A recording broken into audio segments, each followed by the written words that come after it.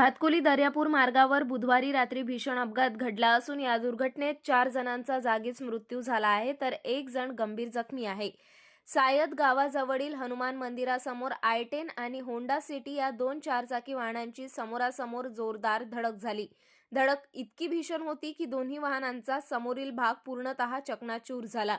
या अपघातात दर्यापूरहून अमरावतीकडे येणाऱ्या कारमधील बडनेरा जुनी वस्ती येथील 35 वर्षीय जुनेद खान आणि यशोदानगर येथील 57 वर्षीय मुकुंद काळे तर अमरावतीहून दर्यापूरकडे जाणाऱ्या दुसऱ्या कारमधील राजस्थान हल्ली मुक्काम भातकुली येथील 30 वर्षीय गोपाल सिंग राजपुरोहित आणि भातकुली रहिवाशी 30 वर्षीय प्रेम उर्फ प्रकाश बिश्नोई यांचा जागीच मृत्यू झाला.